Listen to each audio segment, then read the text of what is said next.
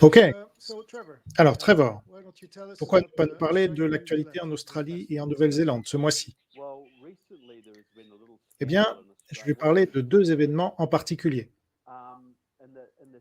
Dans la mer du Japon, des plongeurs de la marine australienne essayaient de démêler un filet de pêche de l'hélice d'une de leurs frégates.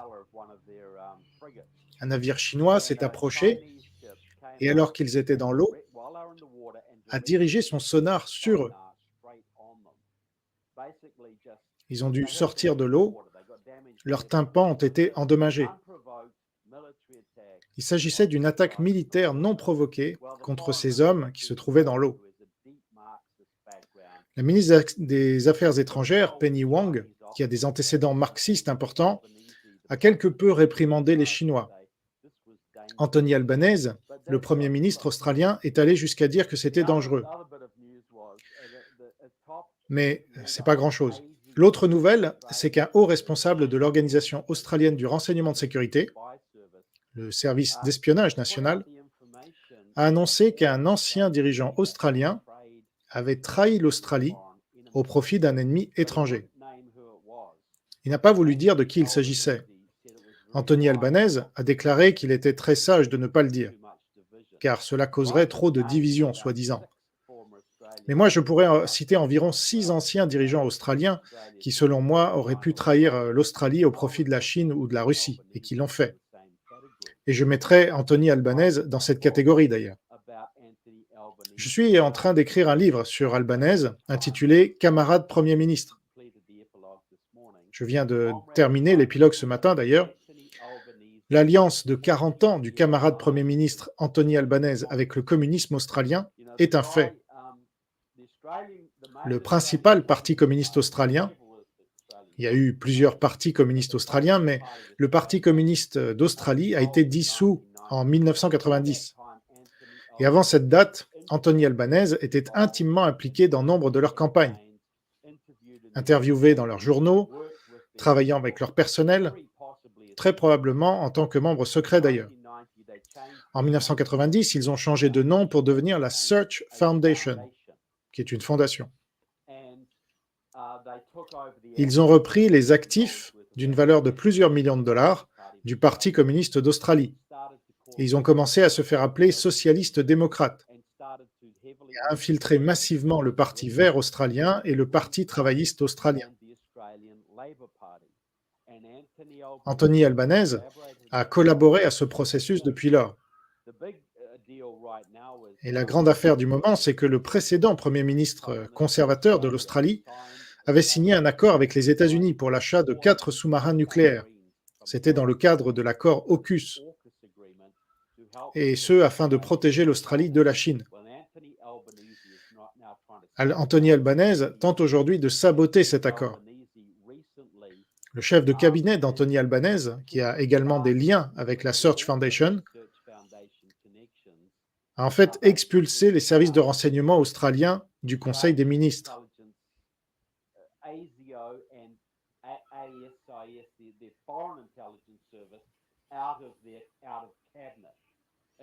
Les services de renseignement avaient un siège à la table du cabinet pour les réunions du cabinet. Il n'en est plus question aujourd'hui. Ils ne seront plus invités qu'en cas de besoin. Il y a donc une guerre contre les services de renseignement australiens, une guerre contre l'armée australienne, une guerre contre l'Amérique aussi, et une grande ouverture vers la Chine sous Albanese.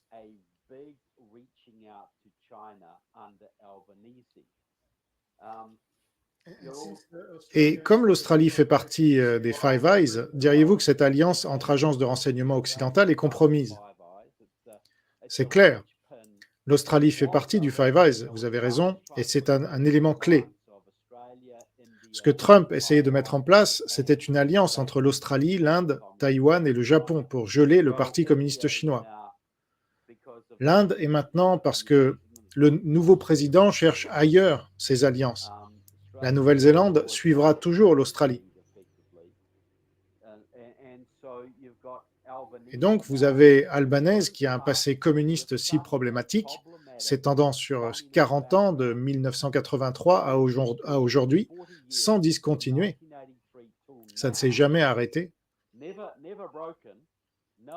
toujours en train de travailler avec les communistes albanaises. Je ne pense pas qu'il aurait pu passer les tests requis pour conduire un bus scolaire ou travailler à la poste. Mais il est aujourd'hui l'un des dirigeants d'un pays clé des Five Eyes qui fait de son mieux pour détruire l'économie de son pays avec des politiques écologistes, pour annuler l'accord AUKUS et pour provoquer de nombreuses divisions raciales en Australie.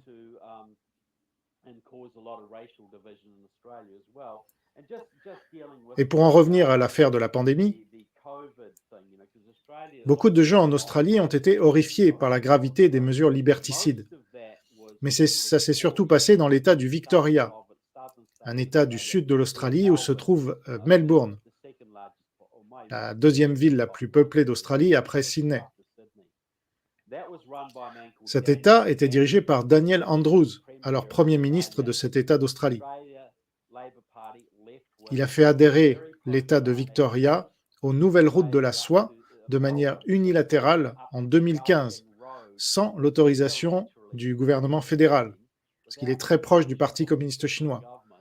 Il a fait de nombreux voyages en Chine et il a ensuite nommé le secrétaire du cabinet d'Albanese et sa femme gouverneur de l'État Victoria. C'est cet homme, Glenn Davis, qui a des liens avec la Search Foundation et qui vient d'expulser les services de sécurité australiens du cabinet.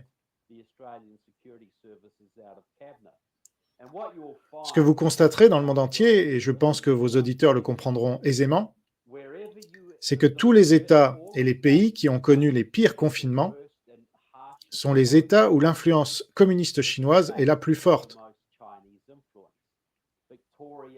L'État de Victoria en Australie, la Californie, l'État de Washington, l'Oregon en Amérique, parce que les Chinois ont utilisé leurs affidés et les syndicats qu'ils contrôlaient pour fermer les écoles et les entreprises. C'était certainement le cas dans l'État de Victoria et dans une moindre mesure en Nouvelle-Galles du Sud, où se trouve Sydney, avec notamment le célèbre Opéra de Sydney. L'Australie est donc très problématique aujourd'hui, avec un Premier ministre pro-communiste et un cabinet pro-communiste aussi, qui fait toutes sortes de choses d'extrême gauche et qui cherche à obtenir un second mandat en 2025. Et s'il obtient un second mandat, je pense que ce sera comme ce que nous avons connu sous Obama, puisque le second mandat d'Obama a été bien pire que le premier. La situation est très similaire à celle d'Obama. C'est un communiste sous couverture qui dirige aujourd'hui ce pays, pourtant membre clé des Five Eyes. Alors, permettez-moi de rappeler qu'Albanese a été félicité par le Global Times, qui est le porte-parole du Parti communiste chinois lorsqu'il a été choisi comme Premier ministre. Et vous avez tout à fait raison de dire que plus il y a de confinement, plus il y a de politiciens proches du PCC au pouvoir. Et pour en revenir à l'Europe, en Europe, quel était le meilleur pays où vivre pendant la pandémie?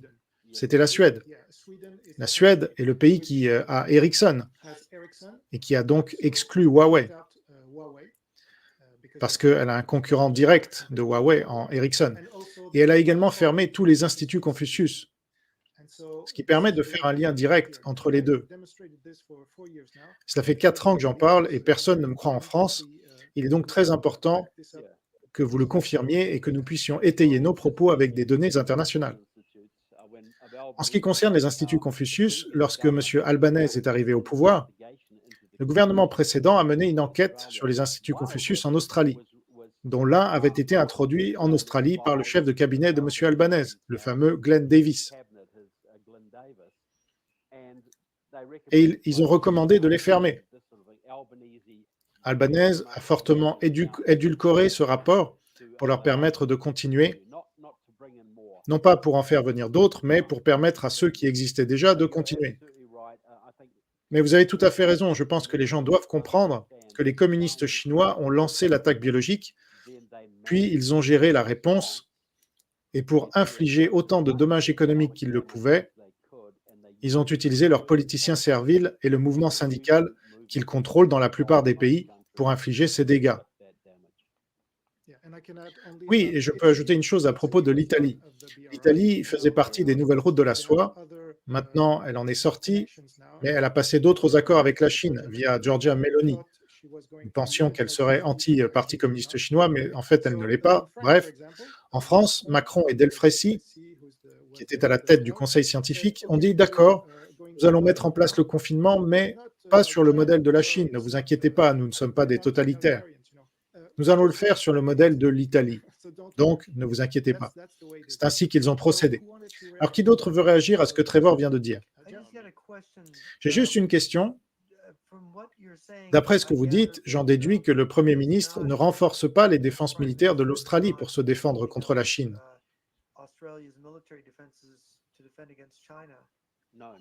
Non, pas du tout. Il a fait le contraire du gouvernement précédent, sous le conservateur Scott Morrison, qui était vraiment contre la Chine. Les services de sécurité ont fait remarquer qu'Albanese et Penny Wong, sa ministre des Affaires étrangères, qui est en fait sa vice-première ministre, ne critiquent jamais la Chine.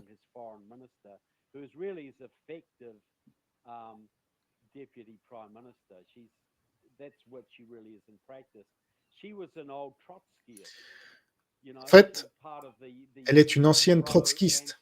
Elle faisait partie d'organisations pro-cubaines et pro-sandinistes lorsqu'elle était étudiante à l'université. Et aujourd'hui, elle est ministre des Affaires étrangères. Ce sont donc deux gauchistes extrémistes qui dirigent l'Australie. Mais les Australiens sont très sensibles à la Chine et à son influence. Donc Albanese et Wong ne disent pas ouvertement qu'ils vont annuler AUKUS ni qu'ils aiment la Chine, mais c'est ce qu'ils font. J'ai entendu dire qu'avant que ce gouvernement ne prenne le pouvoir, l'armée australienne était dans un état lamentable et que le pays ne pourrait pas être défendu en cas de guerre avec la Chine. Qu'en pensez-vous? Est-ce qu'ils n'ont fait aucun effort pour améliorer la défense de leur pays? Absolument pas. Le gouvernement précédent, donc le gouvernement conservateur, faisait quelques efforts dans le domaine militaire. Il avait passé le plus gros contrat de l'histoire australienne pour l'achat de 4 sous-marins nucléaires aux États-Unis. Le principal opposant à cet accord s'appelle Labour Against War, la gauche contre la guerre, qui est dirigé une fois de plus par la Search Foundation, un front communiste opérant au sein du Parti travailliste.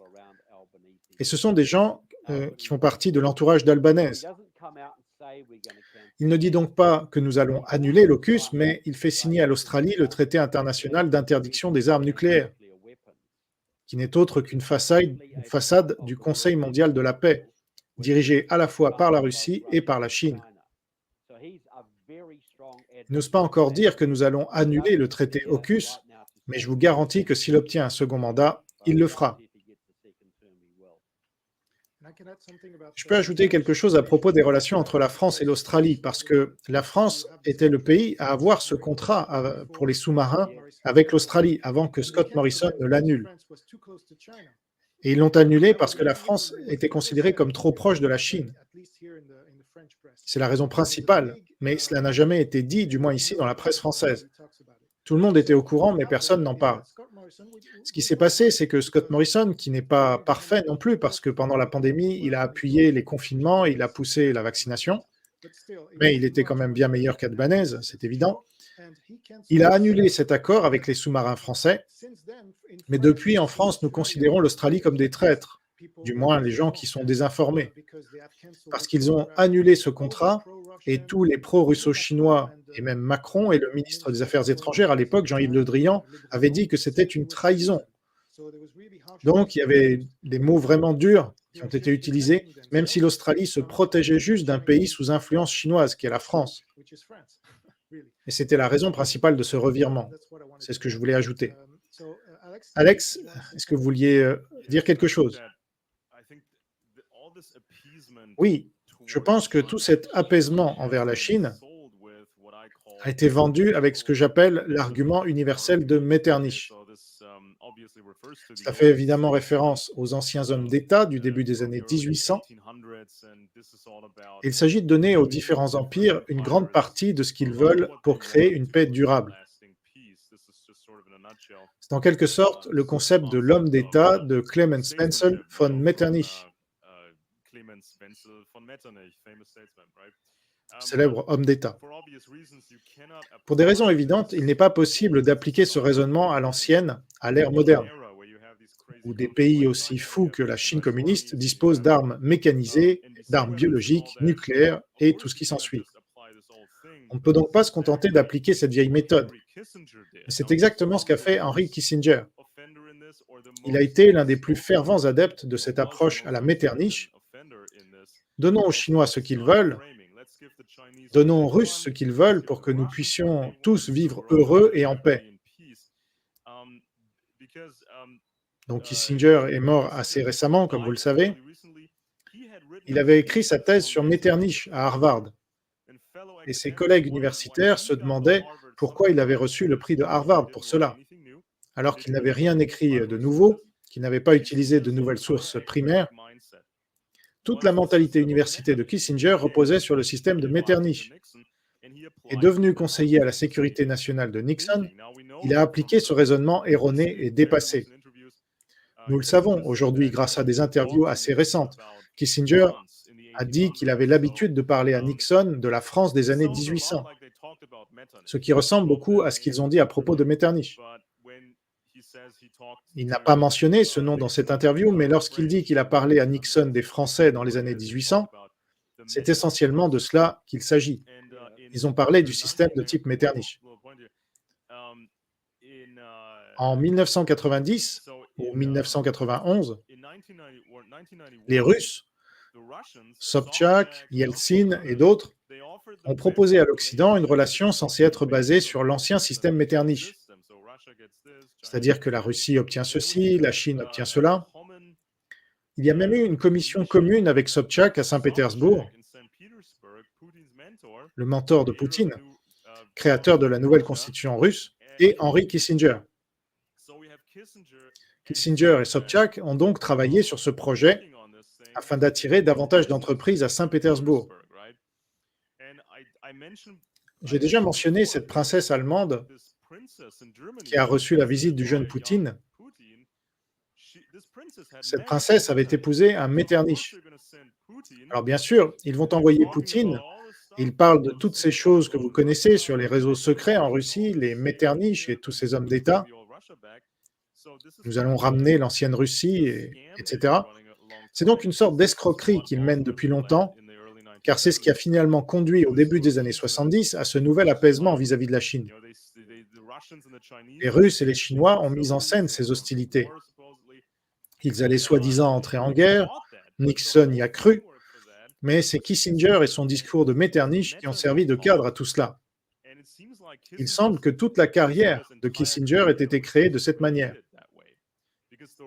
En effet, les Russes voulaient que l'Occident ait l'idée qu'il était possible d'utiliser un système de type Metternich pour traiter avec la Russie et la Chine. Et comme par magie, Kissinger écrit sa thèse sur le système Metternich et devient le grand Manitou de Harvard. Il fait sa carrière et devient conseiller à la sécurité nationale.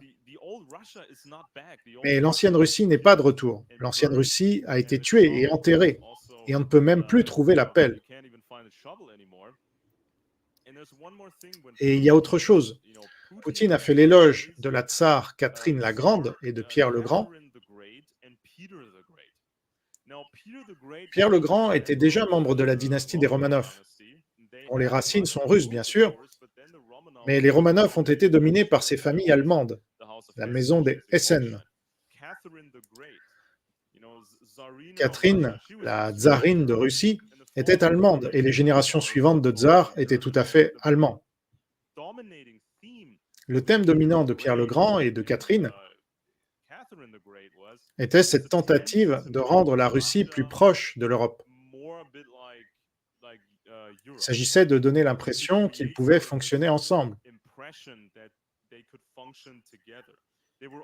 Ces liens avaient déjà été créés par Pierre le Grand et Catherine la Grande. C'est à cette époque que les aristocrates russes ont été contraints de se raser la barbe pour avoir l'air plus européens, de porter des vêtements allemands, d'apprendre le français et de lire les journaux britanniques. Ils essayaient donc déjà d'établir ces liens et Poutine ne fait que poursuivre dans cette voie, bien sûr, avec un état d'esprit différent.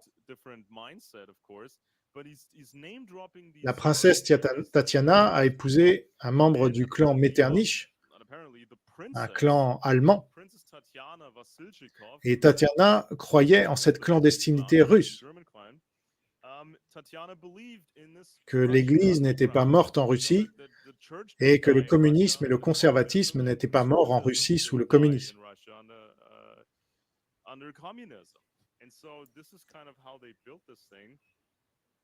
C'est comme ça qu'ils ont procédé. Je voudrais juste préciser que le système Metternich était une combinaison de pays conservateurs qui avaient formé les coalitions contre la France révolutionnaire et Napoléon. Il s'agissait donc d'une structure conservatrice imposée à l'Europe après ces guerres, qui a permis de maintenir la paix pendant une centaine d'années. Mais la Russie, comme Alex le souligne, et la Chine ne sont pas des pays conservateurs, ce sont des ennemis du conservatisme occidental. Mais c'est le cadre qu'ils vendent, n'est-ce pas?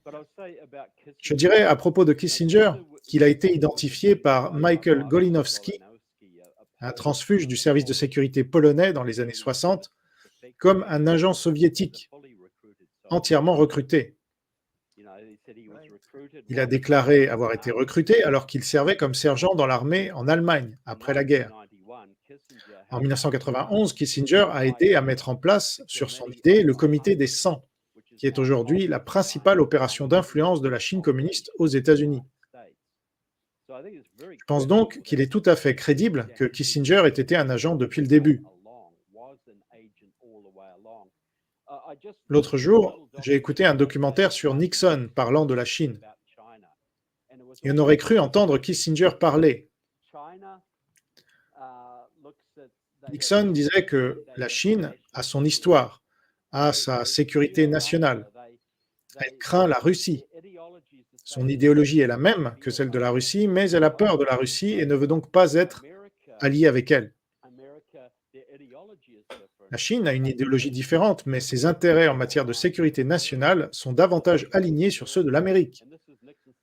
Nixon dit que c'est ainsi qu'il faut considérer la Chine, non pas que l'idéologie l'emporte, mais que nous pouvons jouer sur la peur de la Russie pour l'amener de notre côté. Et il ne fait que reprendre les propos de Kissinger. Kissinger a implanté ce fantasme absolu dans son esprit, et c'est sur cette base qu'il a mené sa politique.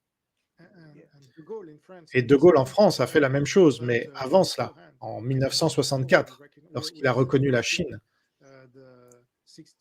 Nous célébrons le 60e anniversaire des relations entre la France et la Chine.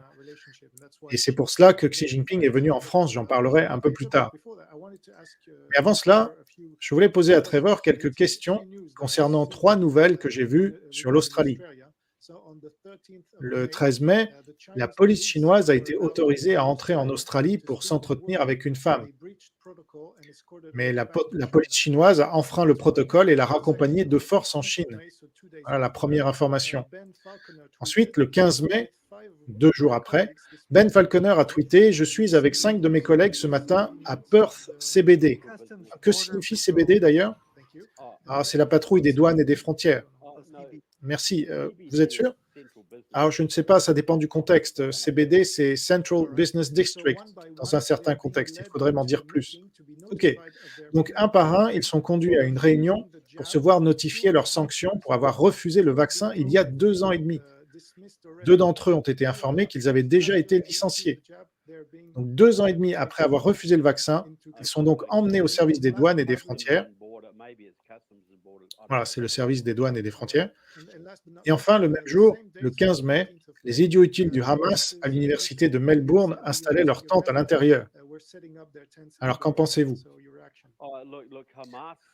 Les manifestations pro-Hamas à Melbourne et à Sydney sont organisées par l'aile de jeunesse du Parti travailliste, l'aile jeunesse de la faction de gauche du Parti travailliste, plus précisément. Le Parti travailliste a 2 factions, la faction de droite et la faction de gauche. Albanese appartient à la faction de gauche dure. La faction de gauche contrôle aujourd'hui le Parti travailliste australien. Toutes ces manifestations du Hamas ou pro-Hamas sont organisées par l'aile jeunesse de la jeune gauche travailliste qui est absolument infiltrée par la Search Foundation. La plupart des dirigeants des jeunes travaillistes de gauche sont également des membres du conseil d'administration ou des membres actifs de la Search Foundation, l'ancien CPA, l'ancien Parti communiste australien. C'est donc absolument le cas, et cela ne me surprend pas que la Chine gagne en influence en Australie. En Nouvelle-Zélande, on a découvert que lorsque l'Australien Brenton Tarrant a tiré sur la mosquée en Nouvelle-Zélande il y a environ 3 ans en tuant 51 musulmans, il y avait un exercice d'entraînement de la police de Hong Kong en Nouvelle-Zélande à Christchurch le même jour. Et il a été révélé que des membres de la police de Hong Kong s'entraînaient avec eux. La police de Hong Kong est venue plusieurs fois en Nouvelle-Zélande pour former la police néo-zélandaise au contrôle des foules. Et en fait, quand je parle du massacre des musulmans, c'est donc Brenton Tarrant qui en est l'auteur, et j'ai lu son manifeste. C'était un bolchevique national, un fan de Dugin. Oui, nous en avons parlé la dernière fois. Voilà, c'est un fan de Dugin, mais il a été présenté comme un partisan de Trump. Il a dit dans son manifeste qu'il détestait Trump et qu'il aimait la Russie et la Chine.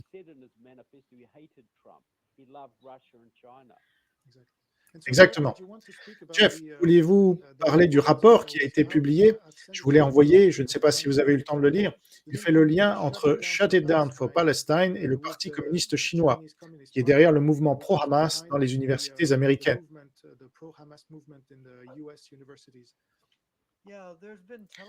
Oui, il y a déjà eu des reportages télévisés sur le fait que de nombreux dirigeants des perturbations et des émeutes pro-Hamas sur les campus étaient des communistes de longue date.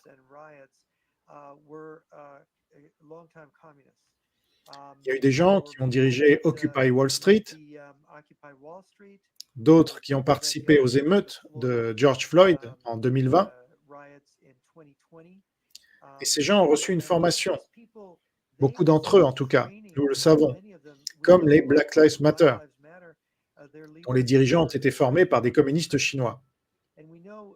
Et nous savons que cette affaire d'émeute et de désobéissance civile, le Parti communiste révolutionnaire a été très impliqué dans la préparation des gens à l'activité révolutionnaire aux États-Unis. Alors oui, cela ne devrait surprendre personne. Alors, d'ailleurs, si les gens veulent creuser cette histoire, il y a un rapport du NCRI sur lequel j'ai fait une vidéo pour mes souscripteurs. L'un des principaux groupes impliqués est le Students for Democratic Society, qui est l'aile jeunesse de l'organisation socialiste Freedom Road, un parti communiste explicitement pro-chinois qui a été le principal organisateur des émeutes de George Floyd. Alors oui, Jeff a tout à fait raison, il s'agit d'une opération chinoise, comme l'a été Black Lives Matter. Alors qu'en est-il en Allemagne, Alex? Avez-vous des informations provenant de la presse ou de vos propres recherches sur l'influence des communistes? Eh bien, les gens doivent savoir d'abord qu'il y a eu beaucoup d'immigration musulmane en Allemagne, ce qui représente un pourcentage important. Cela dure depuis plusieurs générations. Il y a eu une grande manifestation il y a quelques jours dont le but était de défendre les Palestiniens, mais ces manifestants ont profité de l'occasion pour appeler à un nouveau califat. Ils étaient tellement outranciers qu'ils ont dit à cette occasion ce qu'ils voulaient, en fin de compte. Et à chaque fois, il y a ces personnes extrémistes de ces groupes musulmans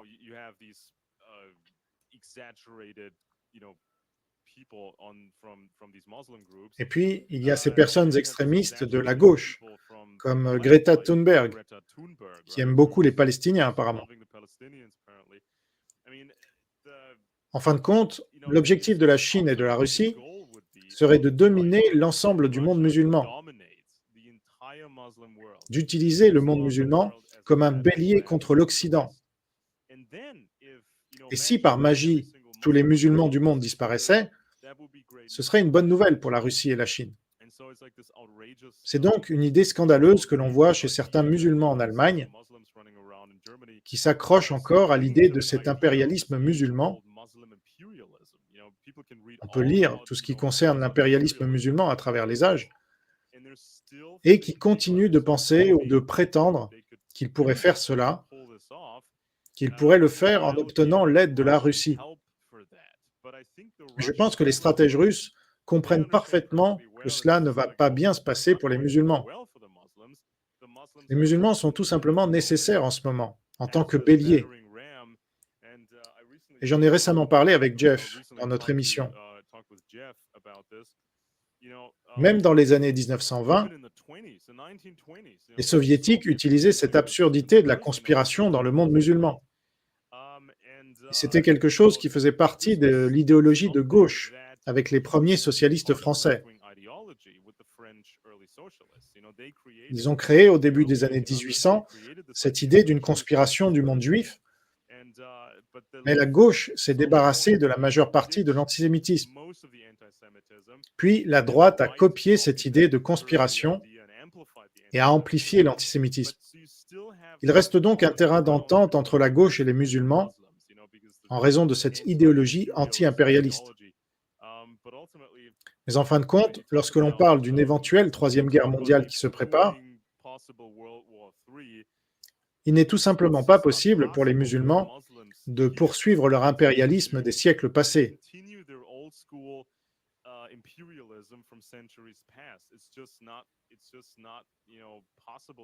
Ce n'est plus possible, mais les Russes disent probablement à ces musulmans que c'est possible, que nous allons vous donner une partie de l'Europe, que nous allons vous donner une grande part de l'Europe si vous faites cela pour nous, et nous vous récompenserons. Certains musulmans sont tellement stupides qu'ils y croient. D'autres savent que c'est un piège, mais ils ne voient pas de meilleure option.